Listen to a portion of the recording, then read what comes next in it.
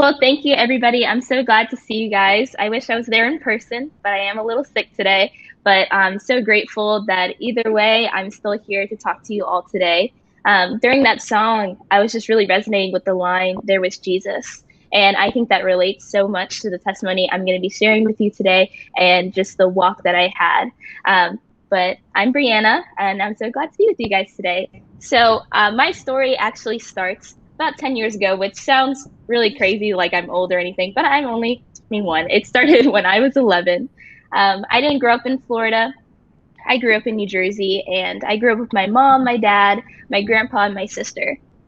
Unexpectedly, in 2011, New Year's Day, my grandfather, he fell down the stairs and he ended up going to the hospital and he never came back home. That really shook up my whole life. From that moment, things were never the same. My extended family was just really bitter in that process when he passed. And they just took everything that we had. My grandmother sold our house. We didn't talk to anybody. In a matter from January to April, I had lost my whole extended family that I knew for those 11 years of my life. So we ended up moving down here to live with my dad's side of the family. And I only came down to Florida for vacation. So as a sixth grader, I was like, yeah, that sounds great. Let's move to Florida. But little did I know how much my life was going to change by agreeing to that decision. In a matter of just 3 days that took us to travel to New Jersey to Florida, I started my new middle school. I was in the middle school of just 101 students from sixth grade to eighth grade. So it was a very small school in Jersey. It was like literally in a house. And then I started a middle school that had 2,000 students. So definitely I started to struggle with anxiety because of that transition. In seventh grade, we moved again and I started my third middle school. And in that year, I just started to rebel. I was hanging out with the wrong group of kids. We used to skip classes. Honestly, by the grace of God, is the only way I passed seventh grade. I don't understand how I even got out of it, but God was protecting me. I actually used to catfish people online. I was talking to like three different people with like three different identities. My parents ended up catching me, and I had my phone taken away for like a year. But I was just in any sort of form that I could be going against what my parents wanted for me, what my teachers wanted for me, I was doing in seventh grade. Also, in this year, I was exposed to a lot of different ways that I could hurt myself intentionally. One night, my best friend sent me a picture of cuts on her wrist. And that was the first time I was exposed to self harm. And it kind of was a confusing thought because I didn't understand why anyone would do that. But later, I become a struggle of my own. In eighth grade, we moved one more time, and this was my fourth middle school. I was over making and leaving new friends. So this year is when I really started to struggle with depression. And then I started to cut myself. I even tried to take my own life, which led me to get Baker acted, which if you don't know what Baker Act is the state puts you on a 72-hour hold in a psych ward. You have no say, your parents have no say, and you're just in this place. So definitely the experiences I had at the psych ward were adding more to the struggles I had versus benefiting me at this time. I was just so scared of getting in trouble with my parents. They didn't even know I was hurting myself. So this was all a shock to them when they got a call. I was taken from school in a police car to the psych ward. It was just a whole mess, guys. So my parents took it as if I was trying to harm them versus this was my cry for help, that I was really struggling and they didn't understand anything about mental illness or even how to help me. So I started a new therapy at that time and I was getting a little okay. I was still not 100%, but I was getting more consistent and more happy at this time. So I actually was getting ready to start high school and I was super excited because has any of you guys watched Victorious before? Anybody here in the room? Yeah, all right, I see some hands. So my school really reminded me of Hollywood Arts and Victorious. So I was hyped. I was like, this is going to be great. I'm going to have a great high school experience. I did the class that was like graphic design. So I was teacher's pet. I was the top of my class. But unfortunately, I still wasn't 100% better. I was still hurting myself. I was still practicing terrible coping skills. So life wasn't, it was like 50-50. Some areas were really good and some areas were still really bad.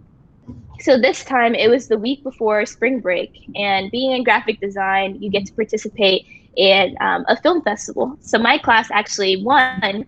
So we got to take a trip to go to Lynn University in Boca and that was like super cool. But unfortunately, in that same week, I normally take a 2-hour bus ride from Royal Palm to Boynton, which seems really long, but with all the stops, it definitely took a while to get to this short distance.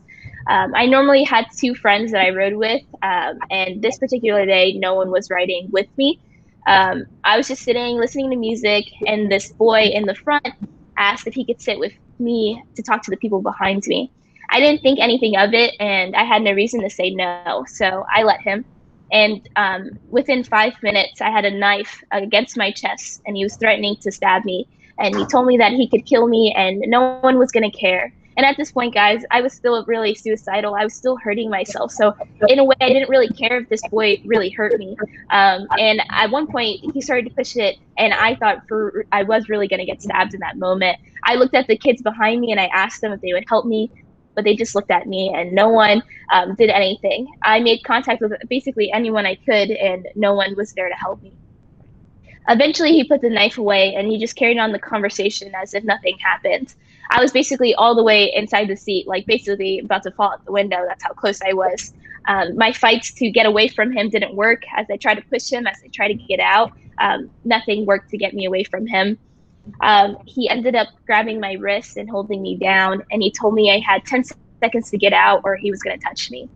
Unfortunately, I didn't get out, so I ended up being violated. And he was the second to last stop, and I was the last stop. For an hour and a half, this boy was violating me, and any of the places you really wouldn't want to be touched in. I ended up trying to punch him and trying to continually asking for help, but just nobody, it's just, I don't know if everyone else was in shock, but no one said anything. It kind of felt like time was standing still, and I was the only one that was aware of what was going on. His knife ended up falling out of his pocket, and he wasn't paying attention. So I took it and shoved it into like the bus seat, if you guys know what I mean. And when he got off the ride, he was kind of looking for it, and I just didn't respond to him. And I ended up giving the knife to the bus driver. For some reason this day, our normal bus driver was sitting behind the current bus driver. Little did I know that was actually her last day, and she was training this bus driver our routes. So I didn't report it that week. I came home, my wrists were bright red, and my mom asked, but I was just raised my whole entire life that I could defend myself. So this one moment, I was just really shocked that I couldn't, and it was so much harder than I ever imagined. And I was just filled with all this guilt and this shame. So I didn't tell my mom, I didn't tell any of my friends. And during spring break, I finally opened up to somebody, and they told me I should tell the counselor. So when we came back, I told the guidance counselor, and the police came, and they called the bus driver, and the bus driver said I never gave her a knife. So it quickly turned into my word against his. The school can only keep him away from me for a week, and any chance he had, he would push me in the halls, grab my wrists. He would just give me those looks that if looks could kill, I probably would have been dead. I just became really fearful and just felt really unsafe in every environment. I couldn't take away the comments that he said to me on that bus, and I just felt like no one was on my side. And after that moment, I really had no will left to fight. I was already suicidal. I was already hurting myself. So this just really pushed me over the edge. I was truly done with life, as nothing was seeming to get better. I didn't have consistent friends. My parents weren't talking to me because I was hurting myself, because they believed I was just doing it for attention. So I was just really left alone. I had no hope. In that summer, I developed an eating disorder. I was hurting myself every day, and I was trying to take my life multiple times a week. I was hospitalized again right before school ended, and the aftermath of that experience with that boy on the bus left me questioning my sexuality. It was way easier for me to hide behind all males are bad, or I'm gay, versus I don't know how to feel safe again. I ended up coming out to my parents as gay during that summer, and I actually dated a girl for nearly 2 years. I also didn't even hug my dad for over a year, and still today, I'm married now, and I'll share more about the goodness of my life now, but I still struggle with those symptoms of that aftermath of that trauma. I still have to pray every day for God's hedge of protection to feel okay to go outside, to feel okay to trust people. So it definitely weighed me down even all these years later. In sophomore year, the school told me they weren't going to accept him back into the school, but I still saw his face everywhere. I never felt safe. I had panic attacks in class, and I only lasted 2 months into the school year before I was hospitalized again. And I ended up getting taken out of physical school. I did virtual school and I was put into an outpatient program. The IOP was 4 days a week for 4 hours each time. So basically, my whole life was just therapy and talking about my hard feelings. The doctors were preparing my parents to put me in a residency, which residency is like a long-term care facility. So I wouldn't be living with my parents. I would be living there and getting 24-hour care. I wasn't improving and I didn't really have any signs that I wanted to get better anyways. This IOP was only supposed to be 8 weeks, and I was about to hit 5 months at that point, and I had no significant changes. I remember one day the doctors were talking to my parents and told them that I was just going to die this way, that there really was no hope, and even they believed that. Going back a little bit, after the attack happened in freshman year, I was actually invited to the church I go to today through a block party invitation. It was honestly the most cliche way you could think of inviting someone to church. A girl slipped me an invite card on math class, and my parents didn't end up letting me go to that church location due to the trauma I had in that city. So I ended up going to another one a week after that block party. At the time I went, I wasn't ready. I wasn't ready to hear about how much Jesus loved me. I wasn't ready to be around people. I wasn't ready to face all the things that I was walking through. I ended up finding a group of students that I actually went to the psych ward with. So obviously, guys, that didn't work out either, and that wasn't a good choice. I remember I was at students on my 16th birthday, and I was standing in worship, and I remember the scene so vividly. It was like strobe lights, and they were singing the songs, and I just stood there, and I was like, I hate it here. And I just stormed out of the service, sobbing, begging my parents to never take me back. And then somehow, 6 months later, I ended up back there. I don't know how that happened still to this day. I was just there in December serving, and I actually met somebody there who radically transformed and changed the whole path that my life was heading in. Her name was Carissa, and Carissa was an intern at the time I met her. And we were sitting in the lobby floor, and I was just telling her all the struggles that I was walking through, how hopeless I felt, how dark my life seemed. And she had a giving key that had the words hope on it. And as I shared, she began to cry and took off her necklace and put it on my neck and said, I think you need hope more than I do. And from that sentence, she shared the love, the grace, the goodness of Jesus, something I never heard of before. I never had a faith growing up. I only went to God when things were going bad or I wanted a new toy. I never really understood who God really was until Carissa shared that with me. And Carissa made a long-term investment in my life. She used to pick me up every Friday to go serve with her in her ministry. She used to invest in me weekly. I was able to go with her everywhere in church until I felt comfortable to be on my own. I always tell people I learned about Jesus the most by being his hands and feet. I was helping kids learn about the gospel, and I was sitting there myself learning how good Jesus really was. I still had to face a lot of challenges. At this point, I was still in between IOP and I was about to leave the program without finishing it. I was still recovering from my eating disorder. Sorry, guys. I was still recovering from my eating disorder, and at the church, every event has food. So it was very hard to go to everything and to be faced with one of my biggest fears.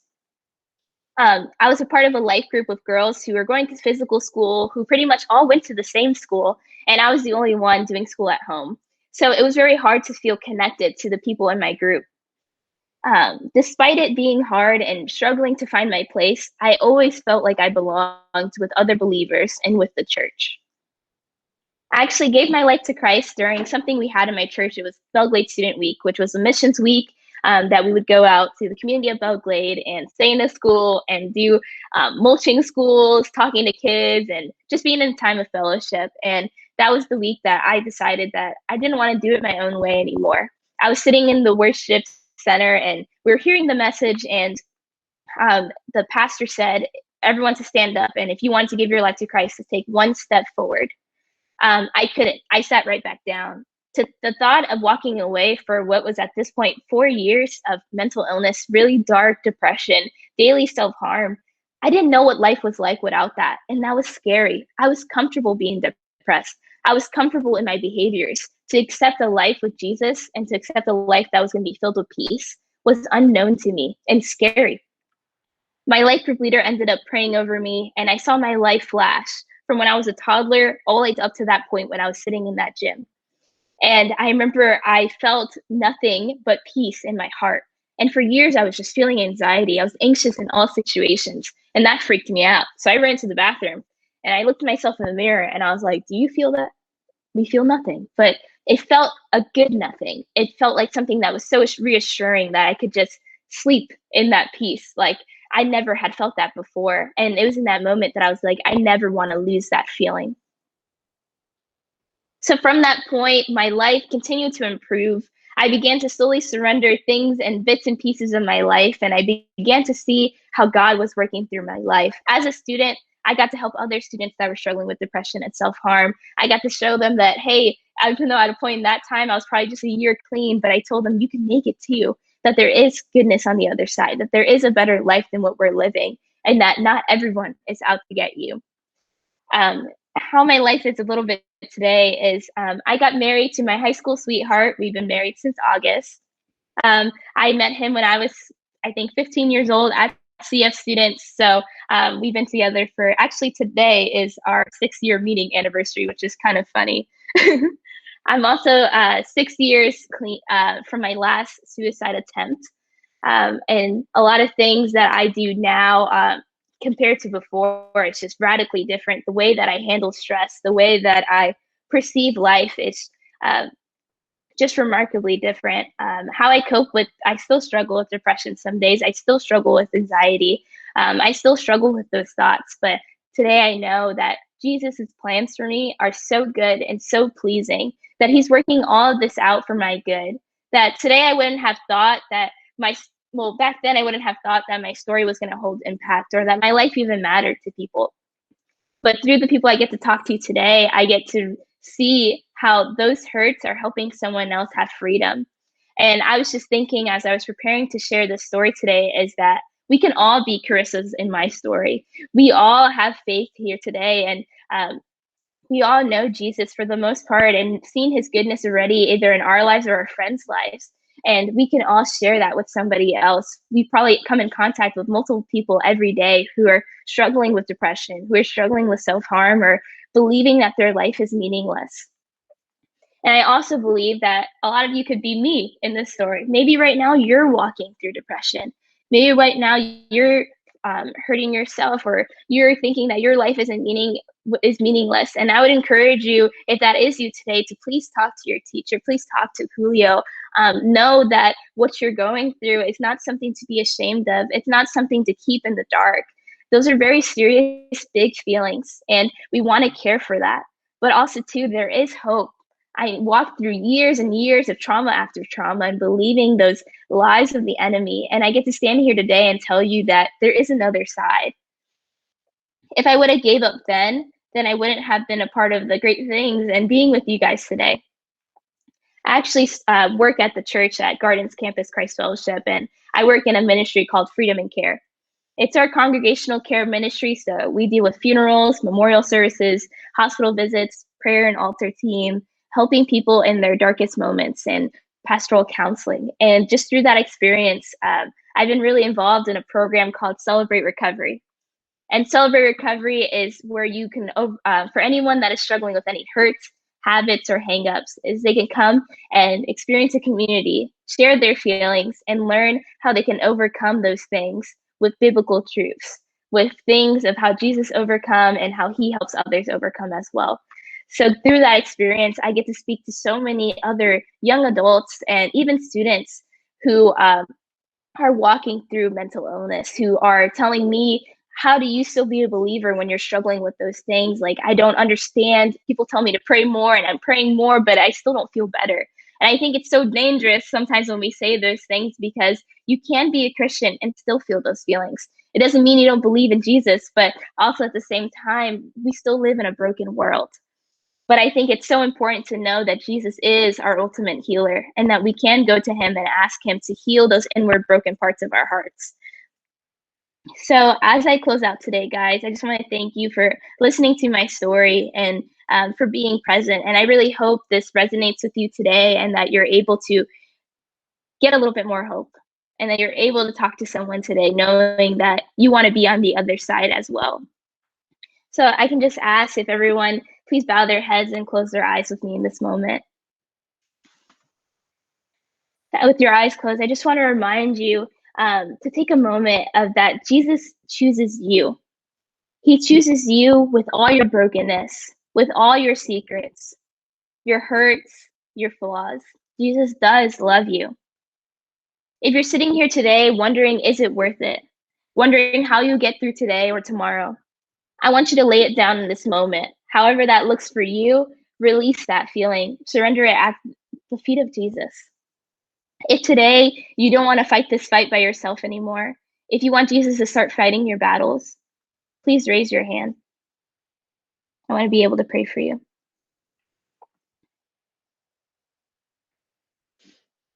Thank you. I see your hands. I want everyone to say this, but if you rose your hand or feel like this is something you need to be praying today, I just want to say I'm so proud of you and to please pray this prayer just a little bit louder. Repeat after me. Dear Jesus, I've been doing this my own way. I admit my own way isn't working. I want you to help me fight my battles. I want to experience your freedom and your peace. Jesus, come into my life. Help me heal from with my mental health and mend my relationships.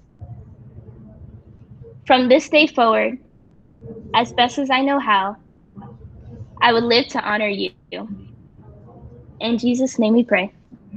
Amen.